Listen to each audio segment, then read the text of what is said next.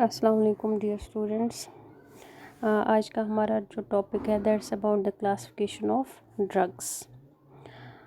So the classification of drugs are classified into the following categories, and the major categories of drugs are: first is the antacids। जो सबसे पहली classification है drugs की, that are antacids. Antacids वो वाले drugs होते हैं जो हम यूजुअली देते हैं जब कोई गैस्ट्रो इंटेस्टाइनल प्रॉब्लम होती है, या जब हमारे गैस्ट्रो इंटेस्टाइनल सिस्टम में, या जो हमारा डाइजेस्टिव सिस्टम है, जब उसमें एसिड की सिक्रीशन जो है ज़्यादा हो जाती है, तो उस टाइम पे जो है हम एंटासिड्स देते हैं ताकि जो एसिड है वो न्यूट्रलाइज हो जाए। और ये हम कॉमनली यूज़ करते हैं गैस्ट्राइट्स में, inflammation of the layer of stomach, जो स्टमक की लेयर्स होती है जब उसमें इन्फ्लेमेशन हो जाती है, the condition is known as the gastritis. तो उसमें हम ये एंटासिड्स देते हैं। पेप्टिक अल्सर, जब सोर लाइक स्ट्रक्चर्स बन जाते हैं स्टमक में, या lining of the GI tract जो होता है उसमें अगर सोर लाइक स्ट्रक्चर बनेंगे, तो उस टाइम पे जो है एसिड को न्यूट्रलाइज करने के लिए एंटासिड्स प्रिस्क्राइब होते हैं। Then hiatal hernia and reflux esophagitis. तो इसोफेजाइट्स मींस कि जो इसोफेगस हमारा होता है उसमें जब इन्फ्लेमेशन होती है, उसकी जो लेयर्स है, उसकी जो वॉल्स है, उसमें अगर इन्फ्लेमेशन हो जाती है, तो उस टाइम पे भी जो है एंटासिड्स जो है प्रिस्क्राइब होते हैं। अब जो एंटासिड्स है इसके कुछ एडवर्स रिएक्शंस होते हैं, कुछ साइड इफ़ेक्ट्स होते हैं। दैट आर कॉन्स्टिपेशन इसमें हो सकता है while taking the antacids. Constipation is one of the side effect. Diarrhoea हो सकता है, flats, abdominal distension, alkyl urine that is not normal and has high base pH। Urine जो होता है उसका जो pH होता है वो बहुत ही ज़्यादा बेसिक बन जाता है, अल्कलाइन वो ज़्यादा बन जाता है ड्यू टू दीज एंटासिड्स। और कॉन्ट्रा इंडिकेशंस क्या है इसकी, कि कब कब हम एंटासिड्स नहीं ले सकते हैं। अगर किसी पर्सन को इन एंटासिड्स की वजह से एलर्जी होगी तो उस टाइम पे जो है एंटासिड्स नहीं लेने चाहिए, या सेंसिटिविटी ज़्यादा होगी, हाइपर सेंसिटिव कोई पर्सन होगा तो एंटासिड्स, तो ये ड्रग्स नहीं लेने चाहिए। तो ये दो कॉन्ट्रा इंडिकेशंस है, इन दो कंडीशंस में जो है एंटासिड्स जो है प्रिस्क्राइब नहीं कर सकते। Then implications: check for stomach pain, GI symptoms and kidney problems। हम कभी इम्प्लीमेंट कर सकते हैं। implications क्या है, अगर स्टमक में पेन होगी, या कोई भी GI सिम्टम होगा, या कोई किडनी प्रॉब्लम्स होगी, तो तब जाके जो है एंटासिड्स दे सकते हैं। Then example of medicines in this group. जो मेडिसन्स इसमें प्रिस्क्राइब होते हैं उनके जो जेनेरिक नेम है that are aluminium carbonate and calcium carbonate. ये दो जो है ये ड्रग्स के जेनेरिक नेम है, फार्मास्यूटिकल नेम है, and these medicines are used to neutralise the acid produced in the GI system. तो ये है antacids. Then next group of medicines जो है that are called as anticoagulants. Coagulation means जब हमारा blood जो है क्लॉट होता है, तो उस क्लॉट को रिमूव करने के लिए जो ड्रग्स प्रिस्क्राइब होते हैं उस क्लास ऑफ ड्रग्स को हम बोलते हैं एंटी कोगुलेंट्स, जो कोगुलेंट्स को रिमूव कर देता है या जो कोगुलेंट्स को होने से बचाता है, तो उस क्लास ऑफ ड्रग्स को हम बोलते हैं anti coagulants.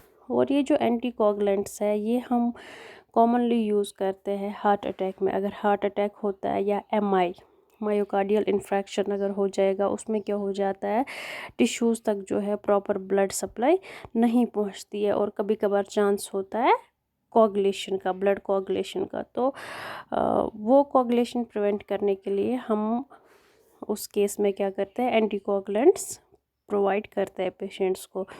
Then pulmonary embolism, lung clot, lungs में जो है एक क्लॉट लाइक स्ट्रक्चर बन जाता है, तो उसमें भी हम यूज़ करते हैं एंटीकोगुलेंट को।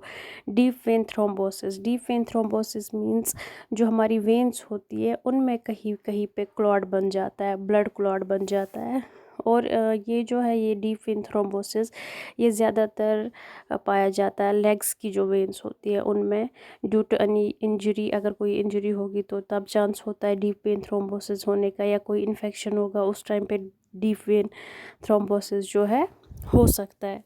या किसी पर्सन की जो है लिमिटेड मूवमेंट होती है तो उस टाइम पे भी चांस होता है डीप वेन थ्रोम्बोसिस होने का।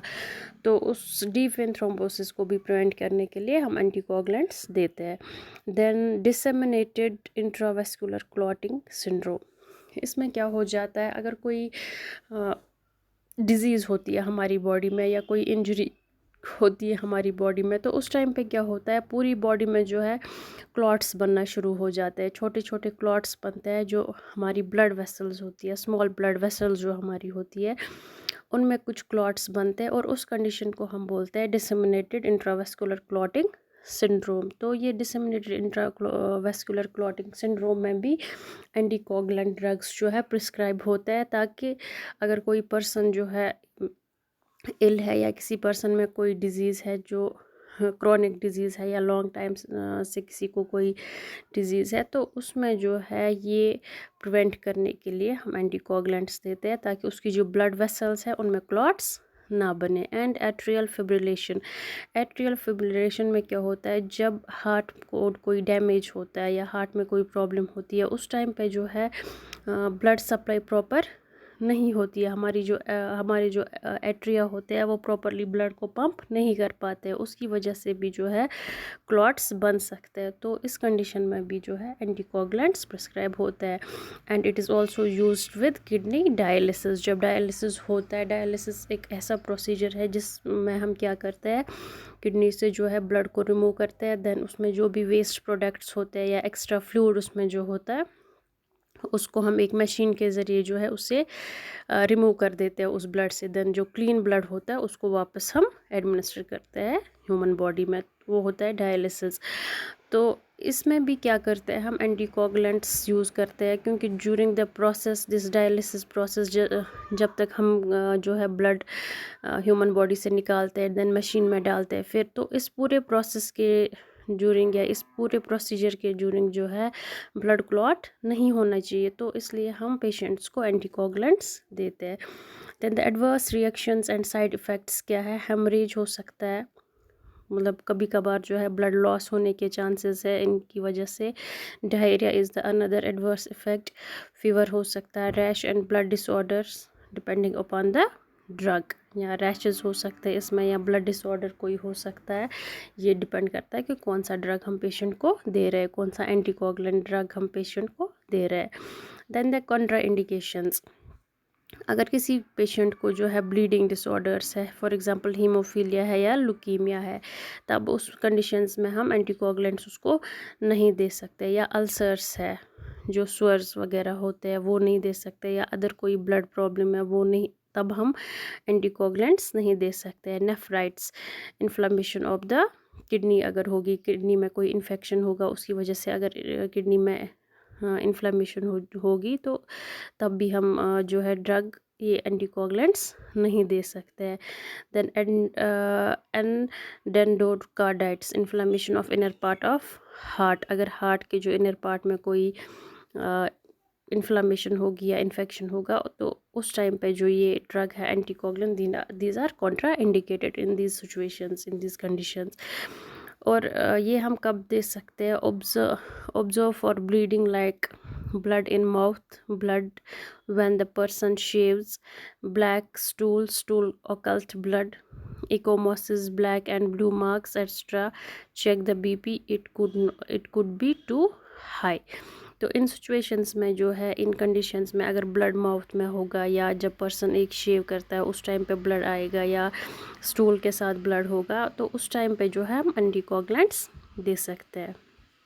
Then the example of medicine in this group are warfarin, sodium and heparin, ये दो मेडिसन्स है, एंटीकोगुलेंट्स दो है ये मेडिसन जो है, ये वारफेरिन, सोडियम एंड हिपैरिन, यही दो मेडिसन्स हम देते हैं इन एंटीकोगुलेंट्स में अगर हमें एंटीकोगुलेंट्स की ज़रूरत होती है। तो these are the example of anticoagulants.